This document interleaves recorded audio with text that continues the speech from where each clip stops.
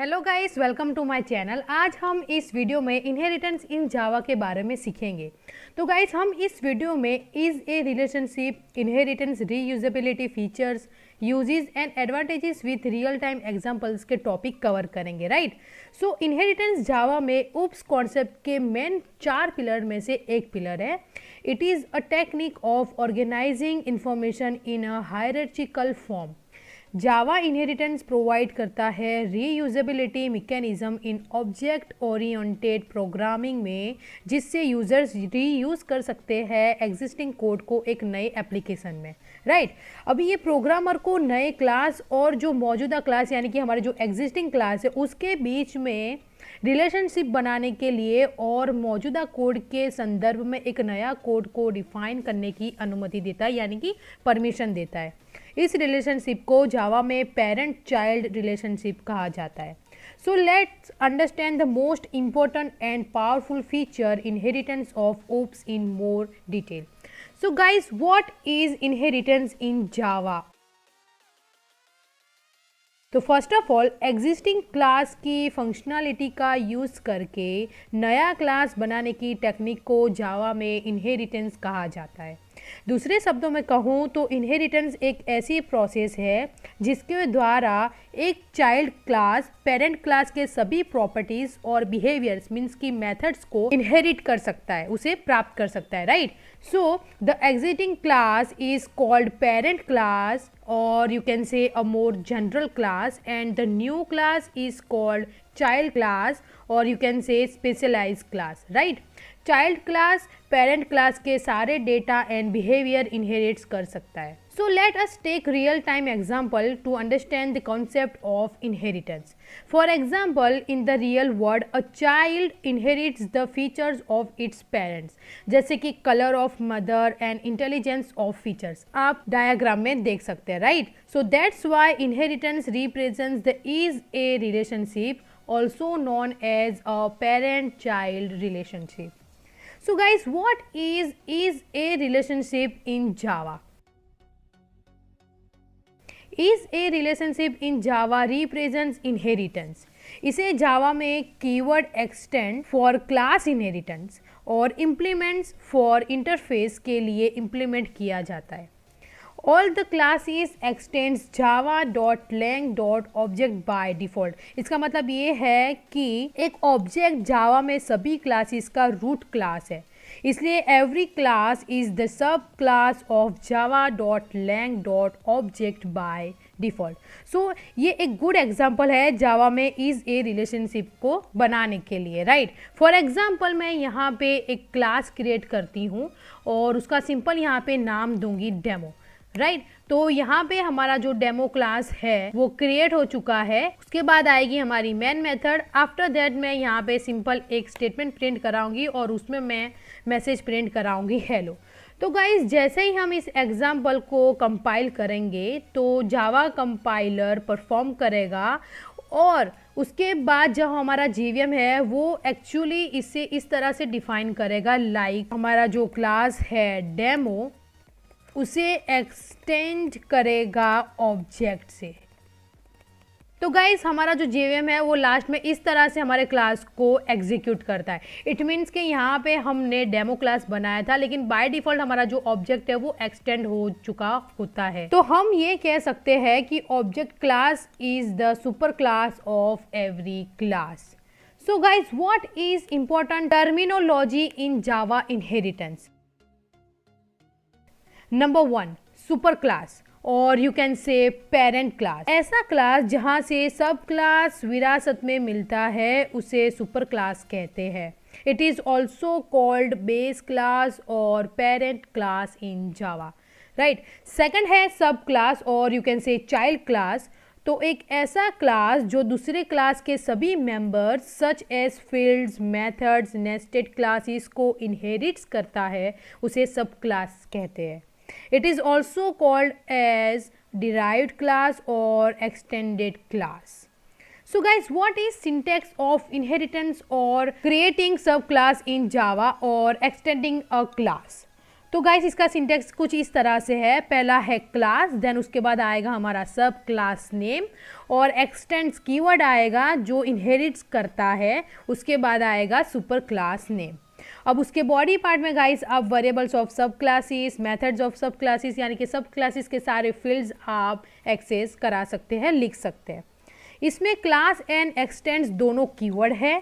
X tends keyword indicate करता है कि आपने बेस क्लास में से डिराइव क्लास बनाया है। यहाँ पे आपको याद रखना होगा कि inheritance is a compile time mechanisms. इसका मतलब ये है कि पेरेंट क्लास के कई सारे डिराइव क्लास हो सकते हैं, बट एक डिराइव और चाइल्ड क्लास का एक ही पेरेंट क्लास और यू कैन से सुपर क्लास हो सकता है, right. That's why Java does not support multiple inheritance. Next tutorial में हम टाइप्स ऑफ इनहेरिटेंस के बारे में सीखेंगे, तो आपको मैं बताऊंगी कि मल्टीपल इनहेरिटेंस क्यों सपोर्ट नहीं करता है, राइट। नंबर 3 है रीयूजेबिलिटी, एक ऐसा मैकेनिज्म जो एग्जिस्टिंग कोड और बेस क्लास के फील्ड्स एंड मेथड्स को नए क्लास में, इट मीन्स चाइल्ड क्लास में रीयूज करने की फैसिलिटी देता है, उसे रीयूजेबिलिटी कहा जाता है। जब आप एक नया क्लास क्रिएट करते हैं तो आप प्रीवियस क्लास में पहले से ही फील्ड्स एंड मेथड्स का यूज़ कर सकते हैं। This is called reusability. इसका मतलब आप कोड को रीयूज़ कर सकते हैं और साथ ही साथ आप अपनी खुद की मेथड्स ऐड कर सकते हैं सब क्लासेस में। Let's take an example to understand concept of inheritance. First of all हम यहाँ पे एक पैकेज क्रिएट करते हैं और उस पैकेज में हम इनहेरिटेंस के सारे प्रोग्राम्स परफॉर्म करेंगे। तो यहाँ पे मैं पैकेज का नाम दूंगी इनहेरिटेंस पैक। ओके, तो यहाँ पे हमारा इनहेरिटेंस पैक क्रिएट हो चुका है। अब इस पैकेज के अंदर हम एक जावा क्लास लेंगे और उसका नाम मैं यहाँ पे दूंगी बेस क्लास, ताकि आप क्लियरली समझ सको कि इनहेरिटेंस का कॉन्सेप्ट क्या है। तो यहाँ पे हमारा पैकेज आ चुका है, देन उसके बाद हमारा जो बेस क्लास है वो क्रिएट हो चुका है। आफ्टर दैट हम यहाँ पे एक मेथड क्रिएट करेंगे जो होगी वॉइड। इट मीन्स कि ये कोई भी रिटर्न वैल्यू नहीं करेगी और मेथड का नाम मैं यहाँ पे दूंगी फीचर्स। अब उसके बॉडी पार्ट में हम यहाँ पे स्टेटमेंट लिखेंगे समझने के लिए कि ये हमारा बेस क्लास है, इसीलिए मैं यहाँ पे लूँगी फीचर ए और दूसरा यहाँ पे स्टेटमेंट प्रिंट कराएंगे जो है फीचर बी, राइट। तो यहाँ पे गाइस हमारा बेस क्लास क्रिएट हो चुका है। आफ्टर दैट मैं यहाँ पे अगेन एक और क्लास लूँगी जिसका यहाँ पे मैं नाम दूंगी डिराइव क्लास और you can say child class. Now तो यहाँ पे हमारा डिराइव क्लास क्रिएट हो चुका है। उसके बाद अगेन हम यहाँ पे हमारी खुद की मेथड क्रिएट करेंगे जो होगी वॉइड ऑन फीचर। इसके बॉडी पार्ट में हम स्टेटमेंट प्रिंट कराएंगे और लिखेंगे फीचर सी और एक और स्टेटमेंट प्रिंट कराएंगे और यहाँ पे लिखेंगे फीचर डी। ओके, तो गाइस यहाँ पे हमारा डिराइव क्लास भी रेडी है। अब हम बेस क्लास और डिराइव क्लास को इनहेरिट करना चाहते हैं, इसीलिए मैं यहाँ पे एक और क्लास लूँगी और उसका यहाँ पे नाम दूँगी इनहेरिटेंस टेस्ट। तो यानी कि हम यहाँ पे इनहेरिटेंस को टेस्टिंग करेंगे। तो यहाँ पे हमारा इनहेरिटेंस टेस्ट जो क्लास है वो क्रिएट हो चुका है। उसके बाद आएगी हमारी मेन मेथड, क्योंकि हमारी जो मेन मेथड है वो एक पॉइंट है जिससे हम हमारे सारे वेरिएबल्स, मेथड्स, जितने भी फील्ड्स है उसे एक्सेस करा सकते हैं। अब यहाँ पे हमें डिराइव क्लास का ऑब्जेक्ट क्रिएट करना होगा बिकॉज ऑफ हमें एक्सेस कराने के लिए, राइट। तो create an object of the derive class. तो हमारा डिराइव क्लास का ऑब्जेक्ट हमें यहाँ पे क्रिएट करना है, तो हमने नाम दिया है डिराइव क्लास। तो एज इट इज़ हमें यहाँ पे लेना होगा डिराइव क्लास और उसका ऑब्जेक्ट मैं बनाऊंगी यहाँ पे डी और न्यू डिराइव क्लास। तो गाइस यहाँ पे हमारे डिराइव क्लास का ऑब्जेक्ट क्रिएट हो चुका है जो है डी, और उसके बाद हम यहाँ पे बेस क्लास की जो मेथड्स है हमारी वॉइड फीचर्स उसे एक्सेस कराएंगे और डिराइव की है ओन फीचर उसे भी हम एक्सेस कराएंगे इनहेरिटेंस टेस्ट में। तो डी डॉट आप जैसे ही करेंगे तो यहाँ पे आप देख सकते हैं कि ओन फीचर जो कि बाय डिफॉल्ट हमारे डिराइव क्लास में हमने क्रिएट की थी वो यहाँ पे आ चुकी है, राइट। तो गाइज यहाँ पे आपने डिराइव क्लास की मेथड एक्सेस कराई, उसके बाद आपको बेस क्लास की भी मेथड एक्सेस करानी है, तो आपको डिराइव क्लास में एक्सटेंड कराना होगा बेस क्लास को। अब आपने यहाँ पे बेस क्लास को एक्सटेंड कराया है डिराइव क्लास में, यानी कि आपने इनहेरिट कराया है, तो इट मीन्स कि यहाँ पे जो डिराइव क्लास है उसकी मेथड्स और बेस क्लास की जितने भी मेथड्स है वो आप एक्सेस करा सकते हो ऑब्जेक्ट रेफरेंस वेरिएबल से। तो जैसे ही अगेन आप डी डॉट करोगे तो यहाँ पे आपको फीचर्स दिख रहा है, राइट। आपको यहाँ पे फीचर्स मेथड भी शो कर रहा है, तो आप यहाँ पे बेस क्लास की जो मेथड्स है वो भी एक्सेस करा सकते हो।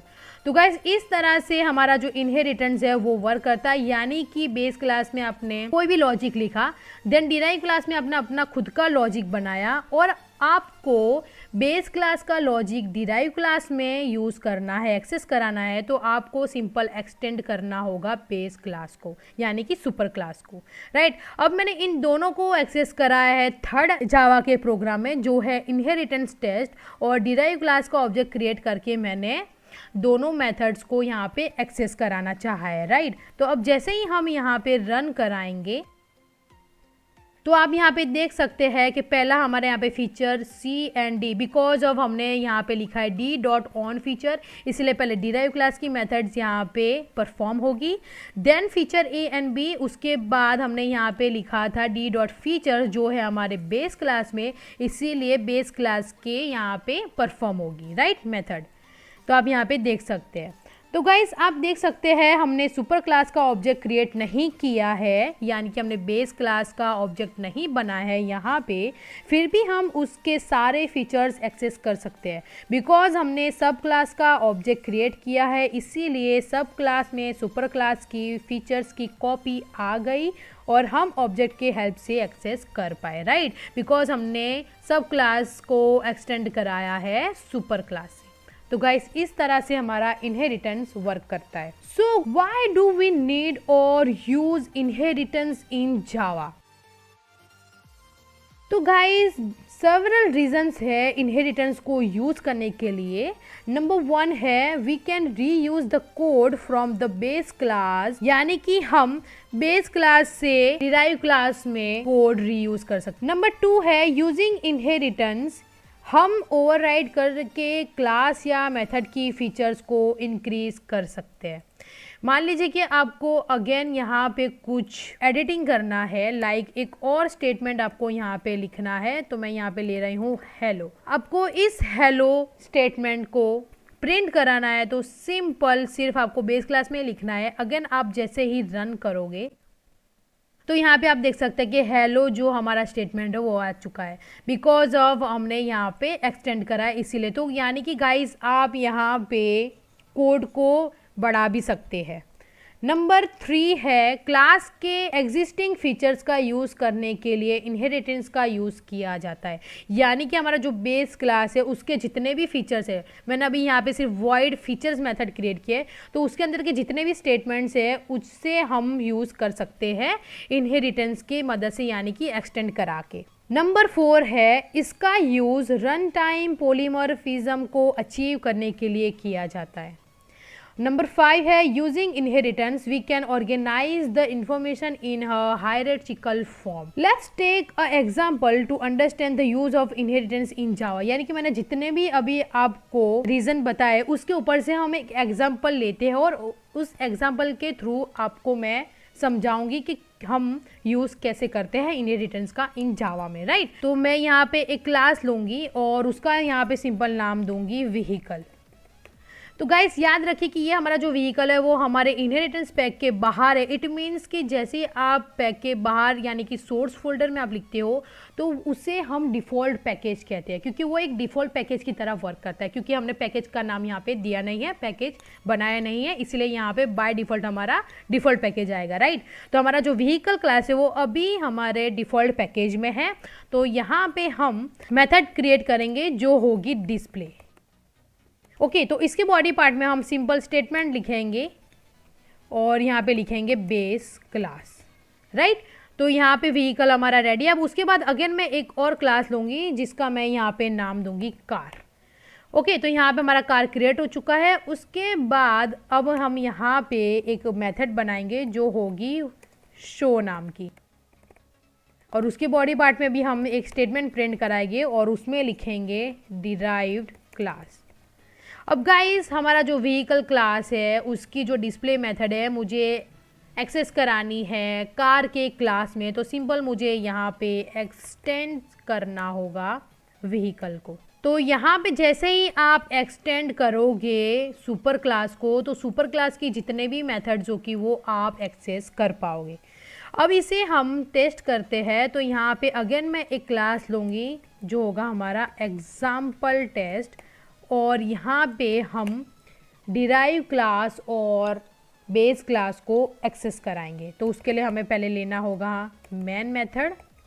ओके, आफ्टर दैट आपको यहाँ पे सब क्लास का ऑब्जेक्ट क्रिएट करना होगा। तो मैं यहाँ पे सब क्लास का ऑब्जेक्ट क्रिएट करूँगी जो है car, C is equal to new car. तो जैसे ही आप सब क्लास का ऑब्जेक्ट क्रिएट करेंगे तो आप गाइस सब क्लास की मेथड एक्सेस कर पाओगे और उसी के साथ आप सुपर क्लास की भी मेथड एक्सेस कर पाओगे, बिकॉज आपने सब क्लास को एक्सटेंड कराया है सुपर क्लास से, right.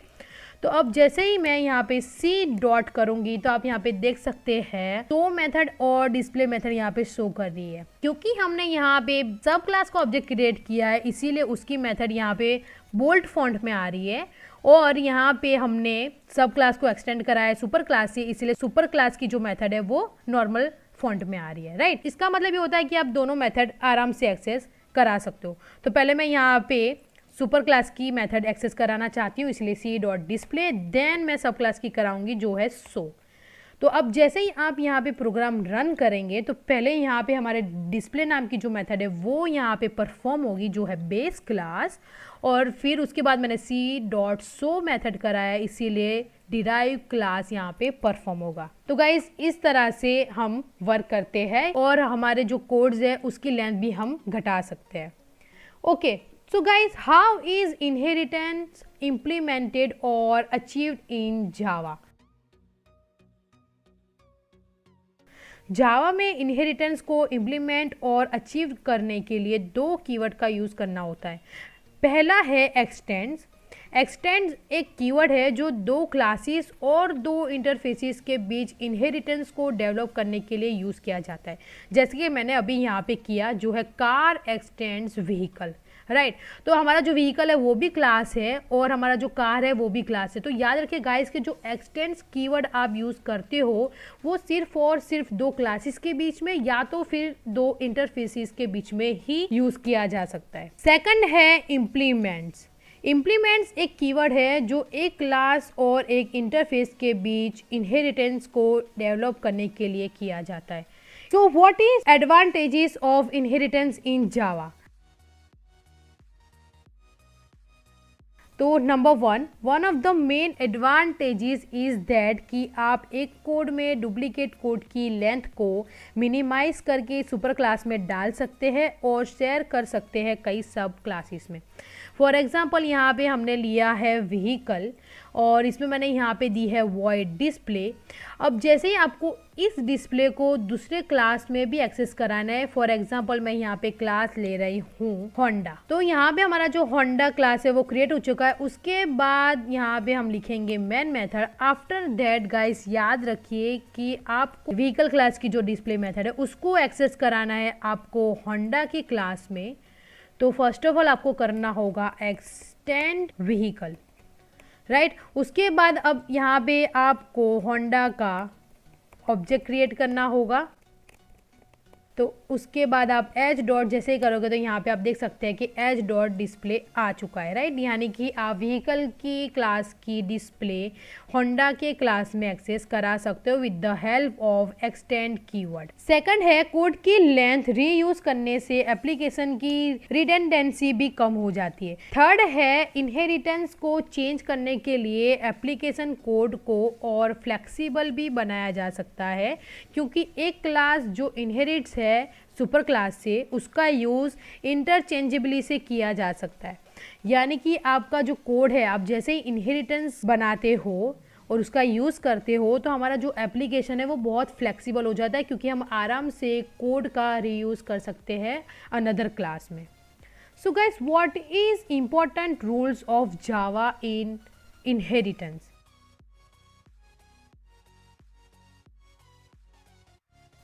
Number 1, we cannot assign a super class to the sub class. सब क्लास को सुपर क्लास में असाइन नहीं कर सकते। जैसे मान लीजिए अभी हमारा ये है कार, राइट?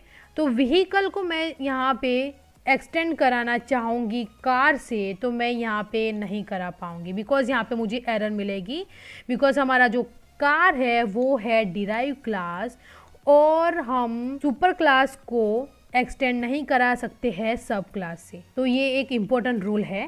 सेकंड है, we can not extend the final class, because अगर आपने फाइनल बना दिया, लाइक मैं हमारा जो व्हीकल है उसे मैं यहाँ पे फाइनल बना दी हूँ, राइट? तो जैसे ही मैं यहाँ पे फाइनल बनाऊंगी तो आप यहाँ पे देखिए कि हमारा जो कार का क्लास है जिसमें हमने व्हीकल को एक्सटेंड कराया था वो उसमें एरर आ रही है, because can not inherit from final vehicle. तो ये एक और इम्पोर्टेंट रूल है कि आप एक्सटेंड को फाइनल नहीं बना सकते, यानी कि सुपर क्लास को फाइनल नहीं बना सकते हैं। थर्ड है, एक क्लास खुद एक्सटेंड नहीं हो सकता है, लाइक कि ये जो हमारा क्लास है सुपर क्लास, अब मैं इसे एक्सटेंड कराऊंगी इसी क्लास को, तो यहाँ पे हमें एरर मिल रही है, because cycling inheritance involving vehicle, यानी कि हम एक ही क्लास को एक्सटेंड नहीं करा सकते वही क्लास में। नंबर 4 है, एक क्लास ओनली एक क्लास का एक्सटेंड कर सकता है। इट मीन्स कि जैसे ही मैंने यहाँ पे क्लास कार एक्सटेंड्स व्हीकल किया है, अब उसके बाद मैं होंडा को भी एक्सटेंड कराना चाहती हूँ, तो जैसे कि मैं यहाँ पे सिंपल सेमीकोलन के बाद होंडा लिखूँगी, राइट? तो यहाँ पे हमें एरर मिलेगी, क्योंकि हमारा यहाँ पे एरर शो कर रहा है class can not extend multiple classes, यानी कि मल्टीपल क्लासेस अलाउ ही नहीं करेगा, यानी कि एक ही क्लास से हम एक्सटेंड करा सकते हैं। नंबर 5, हम प्राइवेट कंस्ट्रक्टर वाला क्लास को एक्सटेंड नहीं करा सकते हैं, लेकिन अगर हमारे पास प्राइवेट कंस्ट्रक्टर के साथ साथ एक पब्लिक कंस्ट्रक्टर भी है तो हम सुपर क्लास को सब क्लास तक एक्सटेंड कर सकते हैं। In this code only public constructor काम करेगा। नंबर 6 है, अगर हम सुपर क्लास के रेफरेंस को सब क्लास के रेफरेंस से असाइन करते हैं तो इसे जावा में डायनेमिक डिस्पैच कहा जाता है। नंबर 7 है, constructor static initialization block and instance initialization block जो सुपर क्लास में हो तो सब क्लास में इनहेरिट्स नहीं किया जा सकता है, लेकिन इन्हें सब क्लास का ऑब्जेक्ट बनाते वक्त एग्जीक्यूट किया जा सकता है। तो let's take an example to understand the constructor static initialization block and instance initialization block को समझते हैं। इट मीन्स कि मैंने जितने भी इंपॉर्टेंट रूल्स बताए उसके ऊपर हम एक प्रोग्राम लेते हैं और उसे समझते हैं कि हमारे जो रूल्स है वो कैसे वर्क करते हैं, राइट? तो मैं यहाँ पे इनहेरिटेंस पैक के अंदर एक क्लास क्रिएट करूँगी जो होगा हमारा ए नाम का, राइट?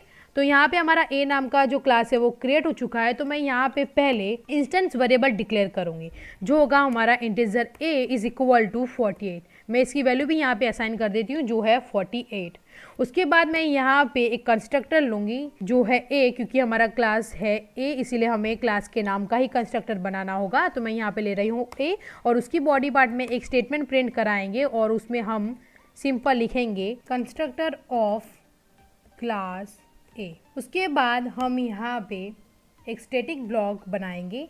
तो स्टैटिक ब्लॉक को बनाने के लिए सिंपल आपको स्टैटिक कीवर्ड लिखना होगा और यहाँ पे हमारा जो स्टैटिक ब्लॉक है वो क्रिएट हो गया, राइट? अब उसके बॉडी पार्ट में भी हम यहाँ पे सिंपल स्टेटमेंट प्रिंट कराएंगे, यानी कि लिखेंगे SIB। इट मीन्स कि static initialization block of class A. उसके बाद हम यहाँ पे इंस्टेंस ब्लॉक बनाएंगे जो होगा सिंपल ब्रेसिस में स्टेटमेंट लिखेंगे। तो यहाँ पे गाइस आप यहाँ पे सिर्फ ब्रेसिस के अंदर जितने भी स्टेटमेंट लिखाएंगे तो उसे हम इंस्टेंस ब्लॉक कहते हैं, राइट? तो यहाँ पे सिंपल मैं स्टेटमेंट लिखूँगी IIB। इट मीन्स कि instance initialization block of class A. तो उसके बाद हम एक और क्लास लेंगे जो होगा हमारा क्लास बी। तो यहाँ पे क्लास बी क्रिएट हो चुका है। उसके बाद मैं यहाँ पे सिर्फ इस क्लास में इंस्टेंस वेरिएबल लूँगी और उसकी वैल्यू असाइन करूँगी 53 जो है बी, राइट? तो हम बी को एक्सटेंड कराएंगे क्लास ए से। तो यानी कि क्लास ए की जितने भी मेथड्स, कंस्ट्रक्टर्स, वेरिएबल्स और इंस्टेंस ब्लॉक्स होंगे वो हम एक्सेस करा सकेंगे, राइट। तो अब इन दोनों को एग्जीक्यूट कराना है तो मैं एक और क्लास लूँगी, उसका नाम दूँगी टेस्टिंग क्लास। इस क्लास के अंदर हम डिराइव क्लास जो है हमारा बी क्लास, उसका ऑब्जेक्ट बनाएंगे और उस ऑब्जेक्ट के थ्रू हम हमारा जो क्लास ए है उसके सारे फंक्शंस फील्ड्स हम यहाँ पे एक्सेस कराएंगे, राइट। तो उसके लिए पहले हमें लिखना होगा मेन मेथड। आफ्टर दैट हम यहाँ पे ऑब्जेक्ट बनाएंगे जो होगा हमारे क्लास बी का। तो हमें यहाँ पे लेना होगा बी, देन उसके बाद मैं यहाँ पे लूँगी ऑब्जेक्ट, बिकॉज यहाँ पे मैं बी नहीं दे सकती बिकॉज ऑफ बी के क्लास में मैंने ऑलरेडी बी यूज़ किया हुआ है, ठीक है। तो B object is equal to new B. तो यहाँ पे हमारा ऑब्जेक्ट क्रिएट हो चुका है। तो जैसे ही मैं ऑब्जेक्ट डॉट करूँगी तो यहाँ पे आप देख सकते हैं कि हमारे फंक्शन शो कर रहे हैं जो है ए और बी। तो मैं यहाँ पे ए लूँगी, उसके बाद ऑब्जेक्ट डॉट मैं यहाँ पे बी लूँगी और इसे हम प्रिंट कराएंगे स्टेटमेंट में। तो अब गाइस जैसे ही हम इसको रन करेंगे तो आप यहाँ पे देख सकते हैं आउटपुट टर्मिनल में पहला हमारा यहाँ पे static initialization block of class A का जो स्टेटमेंट था वो प्रिंट हुआ। इट मीन्स कि पहले हम जैसे ही बी का ऑब्जेक्ट यहाँ पे क्रिएट करेंगे तो हमारा जो कर्सर है वो जाएगा बी के क्लास में, राइट। तो बी के क्लास में जाएगा तो बी को हमने एक्सटेंड कराया है ए में, तो हमारा कर्सर जाएगा ए के क्लास में। अब ए के क्लास में हमने यहाँ पे instance variable, constructor, static block और इंस्टेंट ब्लॉक को यहाँ पे हमने लिखा है। इट मीन्स कि हमारा पहले स्टैटिक ब्लॉक एग्जीक्यूट होगा बिकॉज हमारी जो मेन मेथड है वो है स्टैटिक, इसलिए पहले यहाँ पे स्टैटिक ब्लॉक होगा एग्जीक्यूट, उसकी प्रायोरिटी हाई है। देन सेकंड पे हमारा इंस्टेंस ब्लॉक एग्जीक्यूट होगा। आफ्टर दैट हमारा कंस्ट्रक्टर परफॉर्म होगा। देन हमारे लास्ट में इंस्टेंस वेरिएबल परफॉर्म होंगे, राइट। तो 48 और फिर बी में हमने इंस्टेंस वेरिएबल बनाया है b इज इक्वल टू 53, तो लास्ट में 53 यहाँ पे एग्जीक्यूट होगा, ठीक है। तो गाइस इस तरह से वर्क करता है हमारा इनहेरिटेंस। अब 8वां इम्पॉर्टेंट रूल्स है सुपर क्लास की स्टैटिक मेथड को सब क्लास के स्टैटिक मेंबर्स से इनहेरिट किया जा सकता है और नॉन स्टैटिक मेथड को नॉन स्टैटिक मेंबर से इनहेरिट किया जा सकता है। मैं यहाँ पे एक क्लास बना रही हूँ जो है example1। तो यहाँ पे example1 क्रिएट हो चुका है। उसके अंदर मैं यहाँ पे एक इंस्टेंस वेरिएबल लूँगी a इज इक्वल टू 48। ये है हमारा नॉन स्टैटिक वेरिएबल, ओके। अब उसके बाद मैं यहाँ पे एक स्टैटिक वेरिएबल लूँगी जो होगा integer b is equal to 53, right. ये है हमारा स्टैटिक वेरिएबल। आफ्टर दैट मैं यहाँ पे एक स्टैटिक मेथड लूँगी जो होगी void show और उसके बॉडी पार्ट में हम सिंपल स्टेटमेंट प्रिंट कराएंगे। आफ्टर दैट हम यहाँ पे एक और मेथड लेंगे जो होगी हमारी नॉन स्टैटिक void display और उसके ही बॉडी पार्ट में स्टेटमेंट प्रिंट कराएंगे non static method of class example1। तो गाइज मैंने example1 में एक non static variable, static variable और स्टैटिक मेथड और नॉन स्टैटिक मेथड लिए हैं। उसके बाद मैं यहाँ पे एक और क्लास लूँगी जो होगा example2 और उसके अंदर हम एक्सटेंड कराएंगे यानी इनहेरिट्स करेंगे example1 को। तो यानी कि example1 की जितने भी मेथड्स होगी, जितने भी फील्ड्स होगी उसे हम एक्सेस कर सकते हैं example2 में। तो यहाँ पे हम पहले बनाएंगे void show। अब जैसे ही मैं void show यहाँ पे बनाऊंगी तो मुझे एरर मिलेगी, यानी कि यहाँ पे कंपाइल टाइम एरर मिलेगी क्योंकि हम इंस्टेंस मेथड को ओवरराइड नहीं करा सकते स्टैटिक मेथड से। अब मान लीजिए यहाँ पे मैं void show नहीं करा रही हूँ तो हमारी जो डिस्प्ले है उसे हम स्टैटिक बनाते हैं, ठीक है। तो मैं डिस्प्ले यहाँ पे मेथड लूँगी तो उसमें भी एरर आएगी बिकॉज हमारी जो डिस्प्ले मेथड है example1 के क्लास में वो है हमारी नॉन स्टैटिक। तो मैं इस नॉन स्टैटिक मेथड को example2 के क्लास में स्टैटिक बनाना चाहूँगी तो हमें एरर मिलेगी कंपाइल टाइम एरर, बिकॉज ये इनवैलिड मेथड है, राइट। तो अब यहाँ पे हम सिंपल मेन मेथड लेंगे और उसके बाद हम एग्जाम्पल 2 का यहाँ पे ऑब्जेक्ट क्रिएट करेंगे, राइट। अब उसके बाद हम e.a स्टेटमेंट में प्रिंट कराएंगे और सेकंड स्टेटमेंट आएगा हमारे यहाँ पे e.b, राइट। तो गाइस आपने देखा कि यहाँ पे हमने स्टैटिक मेथड जो थी उसे नॉन स्टैटिक बनाना चाहा तो हमें एरर मिली, और अगेन हमने डिस्प्ले जो मेथड थी नॉन स्टैटिक उसे स्टैटिक बनाना चाहा तो हमें अगेन एरर मिली। इसका मतलब ये होता है कि हम स्टैटिक मेथड्स को नॉन स्टैटिक नहीं बना सकते हैं और नॉन स्टैटिक को स्टैटिक नहीं बना सकते हैं। तो गाइस ये था इनहेरिटेंस के बारे में कुछ इन्फॉर्मेशन। आई होप कि हमने इस वीडियो में सारे टॉपिक्स कवर किए हो और इनहेरिटेंस कैसे वर्क करता है ये भी आपको समझ में आया हो, और कैसे हम इनहेरिटेंस बना सकते हैं, कैसे उसे एक्सटेंड कर सकते हैं, इम्प्लीमेंट्स कर सकते हैं, वो भी आपको समझ में आया हो। तो प्लीज़ इस वीडियो को लाइक कर दीजिएगा, शेयर करिएगा और सब्सक्राइब करना ना भूलें मेरी चैनल को। Thank you.